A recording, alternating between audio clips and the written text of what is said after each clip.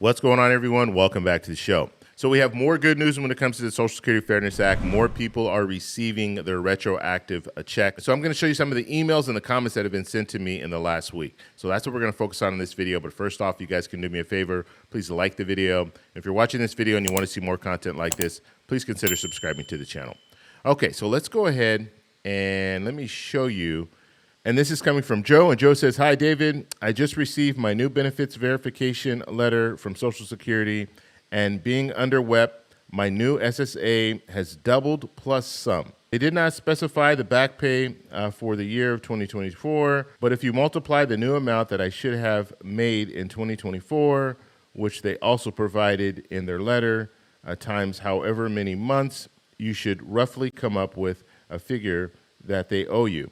I hope that I am correct with all this information because they did not specify when they will issue me the new amount. It's still good news. Thanks for the great podcast." So in Joe's situation, he received a letter basically saying that they've adjusted his amount, so he's going to, in April, start receiving the monthly increase. And now what he was doing was calculating. So he's going back to January of 2024, and if you calculate those months in between, then that will give you it should give you somewhere around the ballpark of what your retroactive check should look like. Now, I have had some people that have said to me, look, the retroactive amount doesn't seem correct. I did the calculations on my own. It doesn't seem correct. One thing that I will say, and the only concern that I have, and I mentioned this about 3 weeks ago when they were talking about it would take a year or more in order for them to implement the Social Security Fairness Act. One of my concerns is that they do the calculations correctly. And because if they don't, if they overpay you, then guess what? They can come after that money later. And so I wanted them to get it right, and hopefully they will get it right. But if they're rushing through this, there could be a potential for error. And if we see errors, that could impact you. So if you have any questions, I would contact the Social Security Administration, just letting them know, look, they sent me a retroactive payment in this amount. How did I get this calculation? Hopefully the letter will outline it to you. But if it doesn't, I would want to know. Even the monthly payments, I would want to know how they got to that number, because I don't want to be that person 5 years down the road where the Social Security Administration is sending you another letter saying that you owe them $50,000 and you have 30 days to pay it. And so I wouldn't want to be in that situation, so I want to make sure I double check that this information is correct. Okay, and this email is coming from Steven. Thank you for sending this email, Steven. And it says, the $5,300 is too low to be a one-year retro and too high to be a regular monthly adjustment. Okay, so this is a situation where Steven's looking at what he received in retro and saying it's too low, but then it's also too high to be a monthly payment. I will contact my local office for a better answer. I'm also hearing guys from the state of California Department of Corrections getting deposits, also not sure what percent. And so I just talked about this.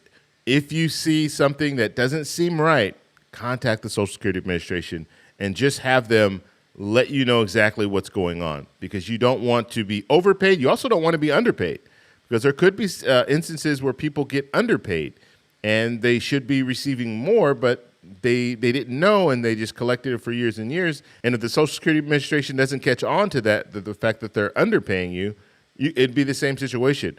You're not going to be getting your full benefits, or the full benefits that are entitled to you.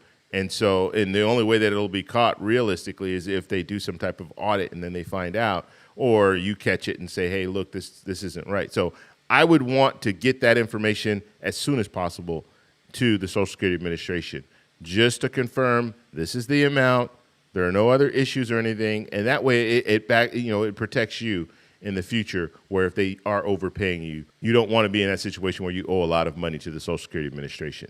Okay, and this is from Walt, and Walt says, David, the good news is I received my lump sum from SSA today. So did two of my ex-coworkers and friends. We are getting pensions from the government under CSRS. Our confusion is if we should or even can have our wives sign up for spousal benefits now and if that would affect our benefits in any way. Now, it's not going to impact your benefits, but when it comes to your spousal, if they are applying, then it will impact theirs because they'll be able to receive Social Security benefits, at least half of what you qualify for. None of our wives paid into SSA at all. They were CSRS all the time they worked. I know that under the new plan, they would get spousal death benefits, but we can't figure out the spousal part that they may or may not get, or even if they are able to receive anything now. I hope I didn't confuse you about this. Any info would be greatly appreciated. Okay, so that was a lot there. Now, when it comes to spousal benefits, if your benefits have changed, then they would be entitled to spousal benefits if they meet their qualifications. And so I would inquire at the Social Security Administration about applying for spousal benefits for them. Now, it doesn't matter that they didn't work in a job that paid into Social Security. Spousal benefits, you can work in a job where you're earning a pension, you're never paying into Social Security, and your spouse pays into Social Security. They qualify for Social Security benefits, and you can also qualify for spousal benefits as well as survivor benefits. So I don't see a problem there, and I would encourage you to inquire with the Social Security Administration just on how to proceed as far as applying for spousal benefits. But the only way that they will qualify is if you qualify for Social Security benefits. Okay, so if you don't qualify for Social Security benefits, then it's not going to work. So you have to have the 40 credits in order for them to be able to qualify for spousal benefits. Okay, and let's take a look at this last one here. It says, David, thanks for all your videos on WEP. It really happened. I just got a large sum of money in my bank account.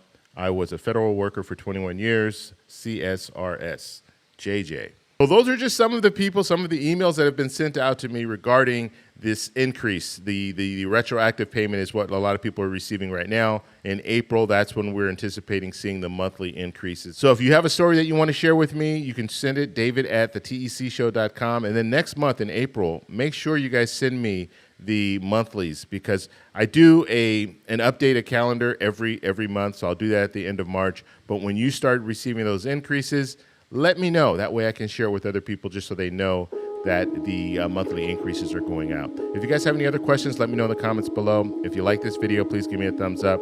Please subscribe for more, and I'll talk to you in the next one. Bye.